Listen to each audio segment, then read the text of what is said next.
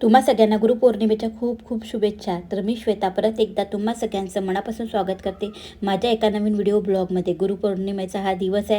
तर सकाळचे 9 वगैरे वाजले असेल तर या टायमिंगला माझे सगळे काम घरकाम आवरून झालेले आहेत. सोबत माझी मुलं पण स्कूलमध्ये गेलीत, तर त्यांचा पण लंच हे ते सगळं झालेलं आहे. तर आता मी माझ्या पूजेला पण सुरुवात करणार आहे. सोबत आता म्हटलं गुरुपौर्णिमा म्हटलं की नैवेद्य तर असतो. सोबत ना आज ना गुरुवार आहे आणि गुरुवारच्या दिवशी छान अशी गुरुपौर्णिमा आली आहे. तुम्हाला माहीत आहे स्वामींचं गुरुवारच त्यांचा आवडता दिवस आहे. परत गजानन महाराजांचे आवडता हाच दिवस आहे. ज्याच दिवशी आपण खास करून यांची जास्त छान अशी सेवा आरामात करत असतो. तर गजानन महाराजांचा साकडी पारायणमधला अध्याय पण आहे. सोबत महालक्ष्मीची गुरुवारची पोथी मी वाचत असते प्रत्येक गुरुवारी. ती परत आपलं गुरुचरित्राचा 14वा अध्याय तो माझ्या रोजच्या वाचण्यामध्ये असतो. आणि परत स्वामींची पूर्ण अभिषेक हे ते आज तर आलंच म्हणा. कारण स्वामी जेव्हापासून माझ्या जीवनामध्ये आले ना तेव्हापासून मी स्वामींनाच माझं गुरु मानलेलं आहे. त्याच्यामागे खूप मोठं असं रहस्य आहे. पण मी कधी आलं तर मी नक्की सांगेल की त्याचं कारण काय आहे, की स्वामींना गुरु मानण्याचं वगैरे, आणि स्वामी कशाप्रकारे माझ्या लाईफमध्ये आले, कसे माझ्या जीवनात आले, हे तुम्हाला नक्की एक दिवस मी नक्की सांगेन आरामात. आणि कमीत कमी तो काळ होता कोरोनाचा. त्या कोरोनाच्या काळमध्येच ते माझ्या लाईफमध्ये आलेले आहेत. तर चला मग आता इकडे कुकर लावून घेते आणि थोडीफार तयारी म्हटलं. आणि मक्याचे दाणे छान अशी मिळालेले आता मार्केटमध्ये यायला लागले आहेत. तर छान कोवळेच दाणे मला छान असे मिळाले. तर चला म्हटलं आज त्याचेच वडे पकोडे आपण करूया.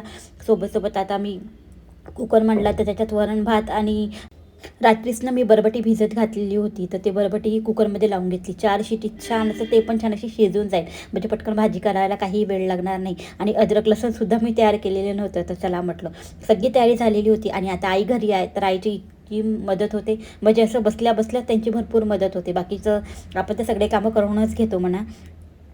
तर आता आले आहे तर त्याची खरंच मला खूप मदत होते. आता बसल्या त्यांनी मला लसूण सोलून दिलं. हेच तर किती मोठं काम आहे. लसूण सोलायचं म्हटलं की वेगळा वेळ काढावा लागतो, पण आपण करतोच म्हणा एकटं राहिल्यावर. पण आईने छान असं लसणही सोलून दिलं. तर आता पहिले अद्रक लसण करून घेते. तर हे अद्रक लसण मी जास्तच करते. छान असं मला हप्ताभर पुरेल असं.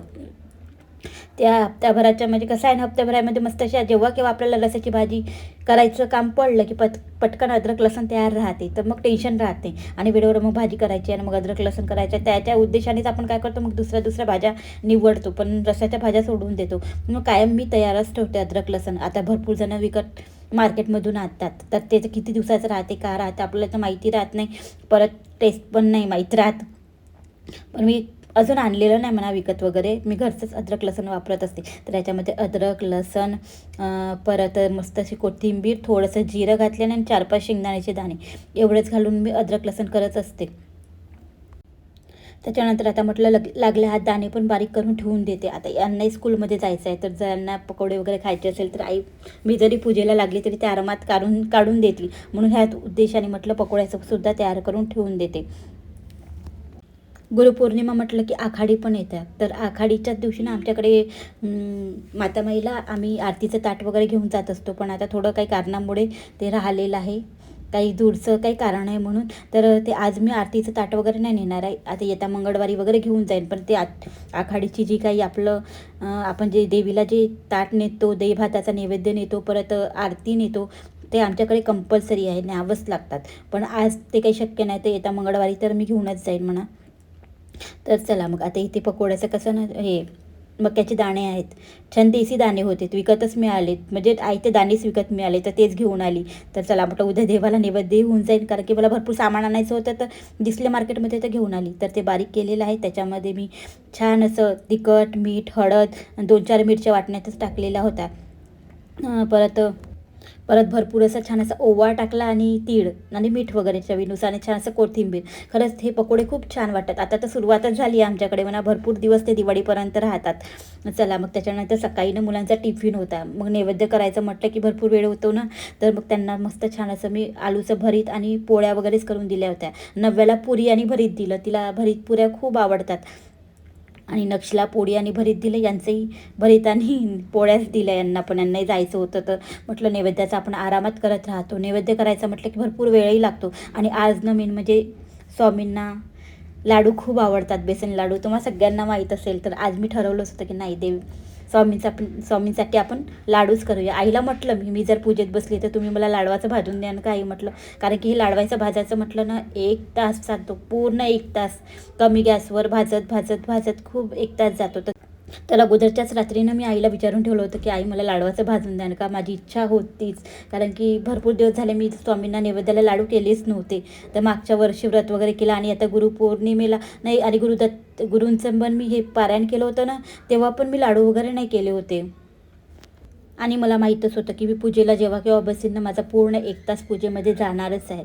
आज म्हणजे आता काही बदलवणार वगैरे नाही आहे म्हणा, वस्त्र मी अगोदरच बदलवलेले होते सगळे. आता देवपूजा आहे, स्वामींचा अभिषेक आहे आणि मी आज वेगळी काही पूजा मांडलेली नाही.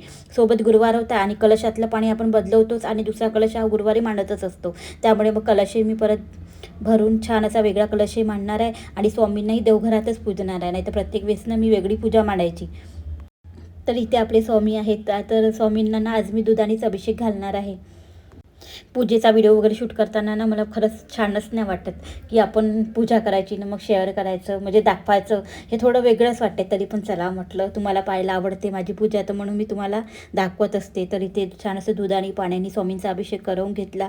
त्याच्यानंतर मग जेवढं काही मला वाचायचं होतं ते पण वाचून घेणार आहे म्हणा. सगळं मी खरंच नाही दाखवू शकली आणि सेवा करायचं म्हटलं की आपण नाही, ते मला वेगळंच वाटते. आणि असं म्हणतात की आपण जे काही करतो ते खरंच दाखवायलाही नाही पाहिजे, पण आता माझं कंटेंटच ते आहे तर मला दाखवावंच लागते. तर त्याला छान असं फूल पण निघालेलं होतं माझ्या गुलाबाच्या झाडाचं, तर मी स्वामींसाठीच राखून ठेवलेलं होतं. आता सगळे बाहेर गेलेले आहेत, मुलं पण त्यांच्या स्कूलमध्ये गेले, हे पण गेले आणि आई आणि मीच फक्त घरामध्ये आहे. आणि एवढं छान शांततेचं वातावरण आहे आणि या शांततेच्या वातावरणात पूजा करायला खरंच इतकं छान वाटते ना, म्हणजे कोणी डिस्टर्ब करायला राहत नाही ना, मुलांकडे ओढावं लागत ना, कोणाचकडे ओढावं लागत नाही. खरंच खूप छान वाटत होतं. आई पण आपल्या कामात होते आणि मी पण माझ्या पूजेमध्ये मस्त छान अशी व्यस्त होती. तर लाडवाचं भाजतच होती ना बेसन लाडू, तर वेळेवर यांना मी ना खोवा आणून मागितला, मला खोवा आणून द्या म्हटलं. खवा भंडारमध्ये इथं जवळच मिळते, तर त्यांनी मला छान असा खोवा आणून दिला आणि खोवा वगैरे टाकल्यानंतर ना बेसन लाडू खरंच खूप छान टेस्टी होतात. तर पहिले बेसन छान असं भाजून झालेलं आहे, ब्राऊन कलर येतपर्यंत आणि जोपर्यंत सुगंध येत नाही लाडवाचा तोपर्यंत आपल्याला छान असे कमी गॅसवर भाजावं लागते.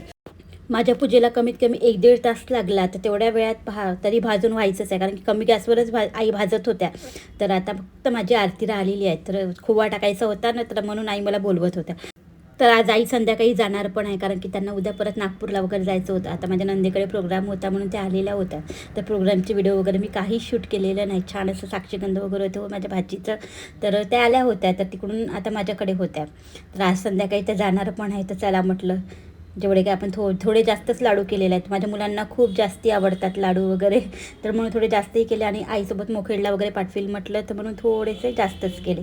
चला मग आता पूर्ण माझं इथे सगळी सेवा, पूजा, पाठ, अजून आरती वगैरे सगळं झालेलं आहे. त्याच्यानंतर आता परत मला समोरच्या कामाला लागायचं आहे. आता थोडाफार स्वयंपाक अजून बाकीचा आहे. तरी ना आज म्हटलं भाजी वगैरे आईनीच केली, फक्त मी सगळं तयार करून ठेवलं होतं. कधी कधी मला ना त्यांच्या हातची भाजी पण खाऊशी वाटते. आपण आपल्या हातच्या खाऊन खाऊन खरंच खूप कंटाळतो ना, तर कधी कधी असं वाटते आपण कोणाच्या हातची भाजी खरंच खावंशी वाटते. तर आई खरंच छान भाज्या बनवतात.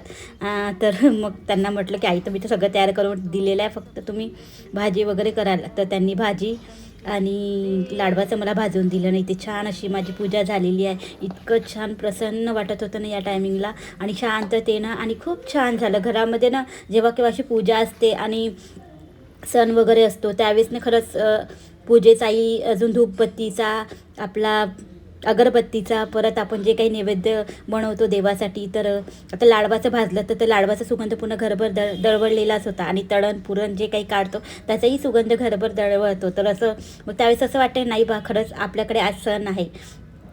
तर चला आता इथे लाडवाचं भाजून झालं. त्याच्यानंतर मग पिठी साखर केली मी, तेही घालून घेतली. विलायची पावडर तर कायम तयार असते, तर तेही टाकून घेतलं आणि आता छान असे भरपूरसे ड्रायफ्रूट्स घालून घेतले.